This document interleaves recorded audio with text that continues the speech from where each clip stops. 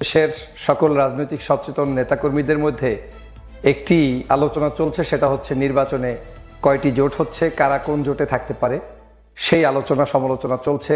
দোকানে, রাস্তা ঘাটে, মসজিদে, মন্দিরে, বিভিন্ন জায়গায়, পথে প্রান্তরে মানুষের আগ্রহটা হচ্ছে আগামী নির্বাচন কিভাবে অনুষ্ঠিত হয় এবং দীর্ঘ 16 বছর পর্যন্ত যেহেতু বাংলাদেশে কোনো নির্বাচন অনুষ্ঠিত হয়নি, তাদের প্রত্যাশা অনুযায়ী প্রার্থীকে ভোট দিতে পারবে কিনা সেটা নিয়ে এখন মানুষের মধ্যে জল্পনা কল্পনা, আগ্রহ অপেক্ষা করছে। আপনারা নিশ্চয়ই জানেন, বাংলাদেশ থেকে পতিত স্বৈরাচার শেখ হাসিনা যখন 5ই আগস্ট পালিয়ে গিয়েছে, পালিয়ে যাওয়ার পরে বাংলাদেশে আওয়ামী লীগের অবস্থানটা একেবারে শূন্যের কোঠায় চলে গিয়েছে। বাংলাদেশে কোনো নেতাকর্মী তারা এখন আর কোনো অ্যাক্টিভিটিস করতে পারছে না। পালিয়ে পালিয়ে কখনো জঙ্গলে, কখনো টয়লেটের পিছনে, কখনো তাহাজ্জুদে রুখতে তাদের অ্যাক্টিভিটিস চালানোর চেষ্টা করেন, কিন্তু আদতে সেখানে তেমন কোনো সাড়া তারা পাচ্ছে না।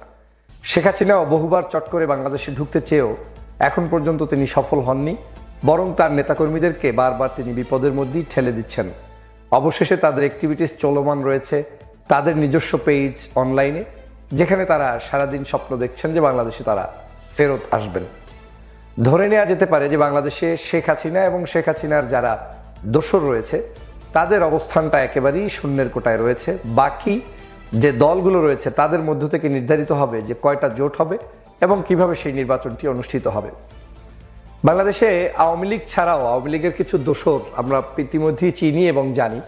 সেই দোসরদের মধ্যে অন্যতম হচ্ছে জাতীয় পার্টি। তো জাতীয় পার্টি আগামী নির্বাচনে কী রোল প্লে করবে এটার বিবেচনা আমাদের এখন এই জন্য আলোচনার প্রয়োজন নেই। আমরা সর্বশেষ 2024-এর আওয়ামী লীগের নির্বাচনেই জাতীয় পার্টির করুণ পরিণতি আমরা দেখেছি। অর্থাৎ সেখান থেকেই স্পষ্ট ধারণা হচ্ছে যে জাতীয় পার্টি বাংলাদেশ থেকে বিলীন হয়ে গিয়েছে, ভেনিশ হয়ে গিয়েছে। তাদের প্রতি বাংলাদেশের জনগণের কোনো আগ্রহের লেভেলটা আর নেই। কারণ 26টা আসনে নির্বাচন করতে আওয়ামী লীগের প্রার্থীকে বাধ্যতামূলক অবসরে পাঠিয়ে তারপরে যেখানে আওয়ামী লীগের প্রার্থী ব্যতীত জাতীয় পার্টি দাঁড়িয়েছে সেখানেও মাত্র সম্ভবত 11টি আসনে তারা জয়যুক্ত হয়েছে, বাকিগুলোতে হতেও পারেনি। তার মানে এক বাক্যে তাদেরকে কেউ যদি কোনো রকম আইসিইউতে টেনে এনে নির্বাচনে প্রতিদ্বন্দ্বিতা ছাড়া জয়যুক্ত করতে পারে, তারা সেখানে জয়যুক্ত হতে পারবে। এছাড়া স্বাধীন কোনো জায়গায় নির্বাচনে প্রার্থী হতে পারলেও তারা কোনোদিন নির্বাচিত হতে পারবে বলে মনে হচ্ছে না। এমনকি খোদ রংপুরেই সম্ভবত তৃতীয় লিঙ্গের একজন ভদ্র মহিলার কাছে সেখানে কিন্তু পরাজিত হচ্ছিলেন প্রায় আমাদের এই জাতীয় পার্টির জিএম কাদের সাহেব। যাই হোক, আমি সেই প্রসঙ্গে আলোচনা করতে চাই না। আমি আজকের আলোচনা যেটা করতে চাই, বাংলাদেশের বিভিন্ন পত্রপত্রিকায় এসেছে আগামী নির্বাচনকে কেন্দ্র করে 3টি জোট হতে পারে। 3টি জোট, একটি জোট হতে পারে বাংলাদেশ জাতীয়তাবাদী দলের নেতৃত্বে, আরেকটি জোট হতে পারে বাংলাদেশের সমমনা ইসলামিক দলগুলো যেমন জামাত ইসলামী, ইসলামী আন্দোলনের নেতৃত্বে, আরেকটি জোট হতে পারে পাশাপাশি সাধারণ শিক্ষার্থীদের যে নতুন সংগঠন, এই সংগঠনের নেতৃত্বে। এখন কে কোন জোটে থাকবে সেটা হচ্ছে এখন আলোচনার বিষয় এবং এটা নিয়েই এখন বাংলাদেশে টানা হেঁচড়া চলছে। সাধারণত বাংলাদেশে আমরা এর আগে কখনোই ইসলামী জোটগুলোর উত্থানটা এতটা দেখতে পাইনি যেটা এখন আমরা শুনতে পাচ্ছি, দেখতে পাচ্ছি। এর অন্যতম কারণও আছে। 2001 সালে যখন নির্বাচন অনুষ্ঠিত হয় তখন সেই সময়ে সকলের আশা আকাঙ্ক্ষা আগ্রহের কেন্দ্রবিন্দু ছিল 4 দলীয় জোট। কারণ আওয়ামী লীগকে ঠেকাতে হবে। আওয়ামী লীগের ঠেকাতে গিয়ে আপনাকে সকল মানুষকে ইউনাইটেড হতে হবে, ঐক্যবদ্ধ হতে হবে এবং সেই ঐক্যবদ্ধ চেতনায় বিএনপির নেতৃত্বে জামাত, তৎকালীন সময়ে ইসলামী ঐক্য জোট, তারপরে তাদের সাথে সংশ্লিষ্ট জাতীয় পার্টি, এরকম করে 4টা বিএনপি সহ 4টা দল সেখানে অংশগ্রহণ করে তারা সেখানে জোট করেছিল। পরবর্তীতে সেটা 14 দল, পরবর্তীতে আরও বড় দলে রূপান্তরিত হয়েছে। কিন্তু ওই 4 দলীয় জোটটাই ছিল মূলত 2001 সালের সবচেয়ে আকর্ষণ এবং কেন্দ্রবিন্দু আলোচনার জায়গা এবং জনগণের একটি আস্থার জায়গা। যারাই নারায়ে তাকবীরের পক্ষে ছিল তারাও 4 দলীয় জোটের পক্ষে ছিল, যারা এই ধর্ম এবং ইসলামের পক্ষে বেশিরভাগ ছিল তারা ম্যাক্সিমাম মানুষই ওই জোটের পক্ষে ছিল। কিন্তু আজকের যে সমস্যাটা তৈরি হয়েছে বাংলাদেশে সেটা হচ্ছে শেখ হাসিনা পালিয়ে যাওয়ার পরে এখন আর সেই জায়গাটা নেই বলতে এখন আর সেই ঐক্য আপনি চাইলেও গড়ে দেওয়া সম্ভব বলে মনে হচ্ছে না। যদিও আমি সবসময় ঐক্যের পক্ষে, আমি সবসময় চাই যে এই দলগুলোর মধ্যে অন্তত আন্ডারস্ট্যান্ডিং একটা ঐক্য হোক, কিন্তু সেটাও যে আদৌ কতটুকু হবে সেটা নিয়ে আজকের আলোচনা করছি।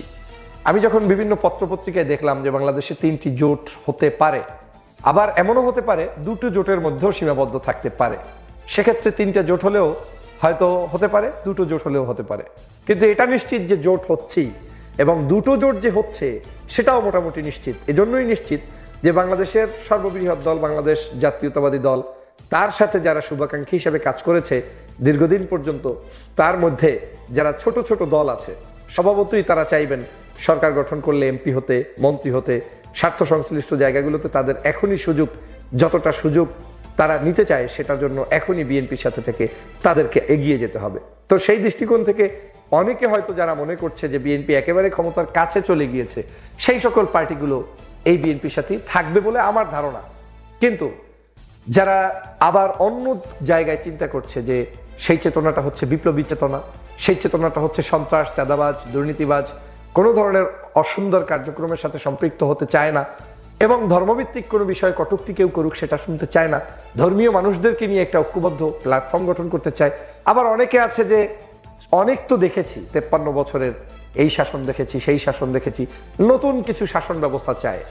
তাদের দৃষ্টিকোণ থেকে আমার কাছে মনে হচ্ছে তারাও একটা শক্তিশালী প্ল্যাটফর্ম হিসেবে কাজ করছে।